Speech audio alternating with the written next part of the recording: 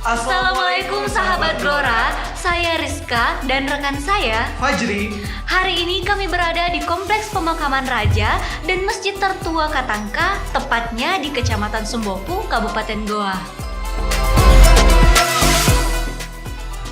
Panas terik Kota Makassar mengantar kami mengunjungi Kompleks Makam Raja-Raja dan Masjid Tertua di Katangka. Masjid ini merupakan masjid tertua di Sulawesi Selatan. Kami masuk ke area pemakaman. Ini adalah makam-makam para raja dan keluarganya. Di pemakaman ini terdapat 145 kuburan, termasuk di dalamnya ada makam anak Sultan Hasanuddin. Dari 145 kuburan yang ada di area pagar ini merupakan cagar budaya yang dilindungi undang-undang. Setiap keluarga kerajaan yang akan dikubur di area pemakaman ini harus melapor ke bagian Purbakala Kota Makassar. Artinya, yang dimakamkan di sini secara silsilah harus betul-betul keluarga keturunan raja. Nah, di dalam kubah ini terdapat kuburan raja dan kuburan keluarga terdekat kerajaan. Kesakralannya sangat terasa jika dilihat dari arsitektur kuburan yang tertata rapi. Kubah-kubah yang ada di pemakaman ini berjumlah 9 kubah. Namun, sekarang yang berdiri kokoh berjumlah 7 kubah. 2 diantaranya menyisakan serpihan bangunan. Menariknya lagi, dari kubah-kubah ini, seorang peneliti dari Rusia pernah melakukan penelitian. Kubah yang berbentuk unik berdiri tanpa penyangga hanya ada di Mesir dan di makam raja dengan menggunakan susunan batu dalam versi kecil.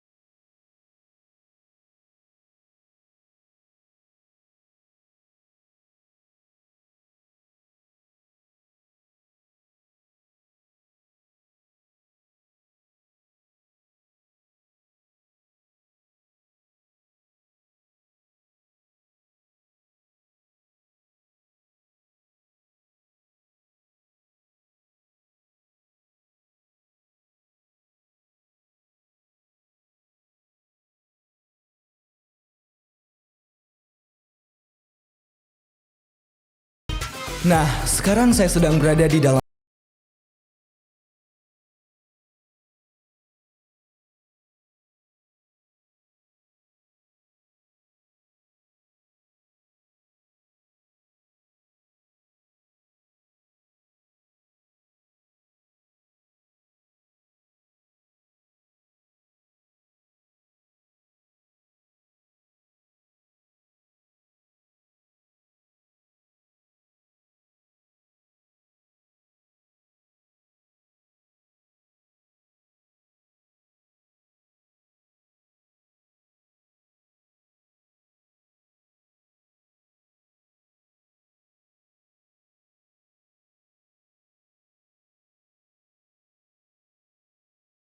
Jadi konon, ketika khatib hendak menyampaikan khutbah Jumat, para khatib dijaga oleh 2 orang pengawal dengan masing-masing pedang di tangannya. Bisa kita lihat bersama, di sisi kiri dan kanan terdapat tombak yang menjadi bagian dari pelestarian budayanya.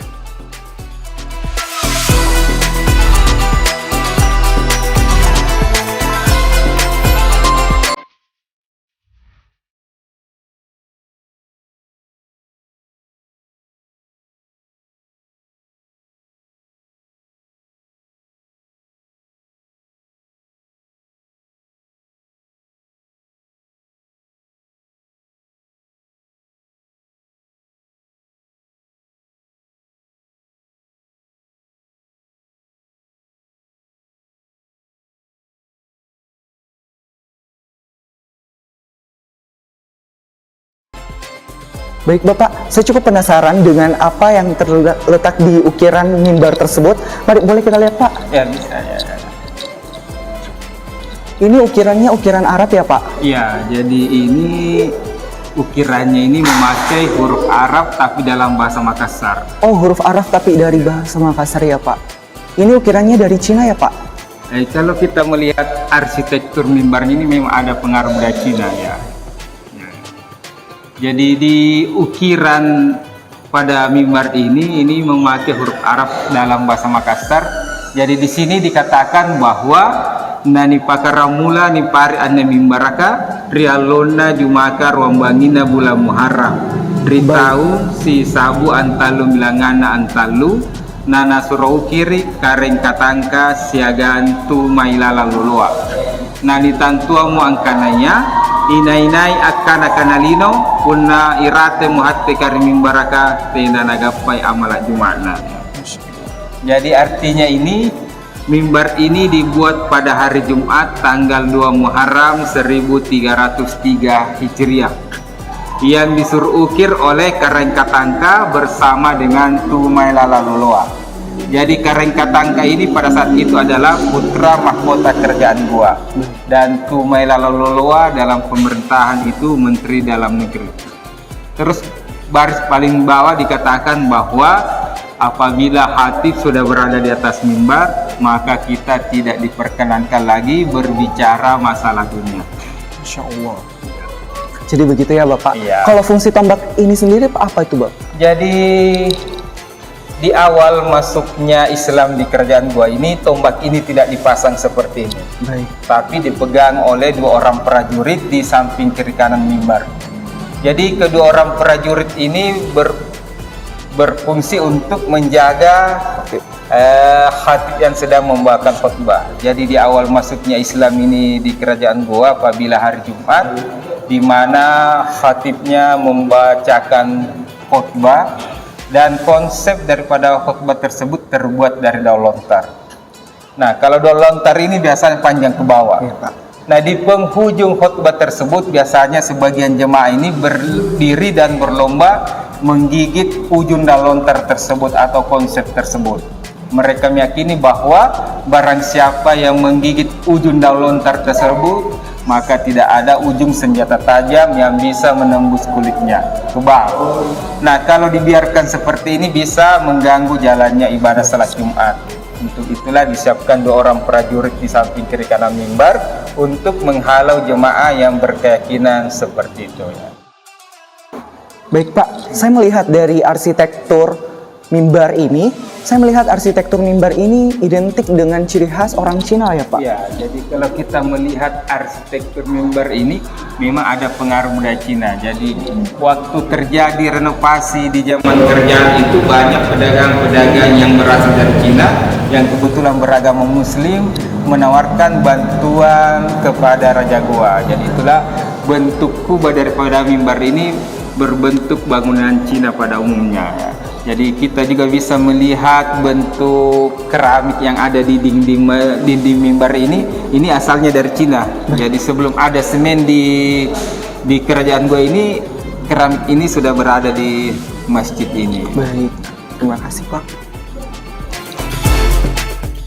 Saya masuk ke dalam masjid ini, saya melihat ada 4 pilar ya Pak. Ini 4 pilar ini identik dengan nama-nama dari sahabat Rasulullah. Ya, jadi ini 4 tiang penyangga utama ini melambangkan 4 sahabat Rasulullah yang terkenal, yakni Abu Bakar, Umar, Utsman, dan Ali.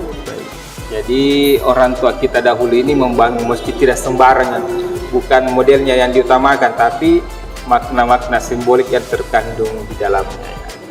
Pilar ini adalah pilar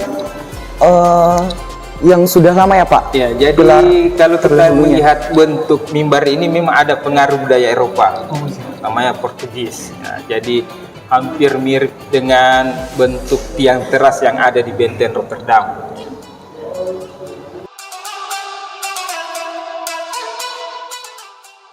Pada masa kejayaan kerajaan Goa, awal abad ke-17, Sultan Alauddin menjadikan masjid ini sebagai pusat penyebaran agama Islam bagi masyarakat kerajaan Goa dan kerajaan Talo.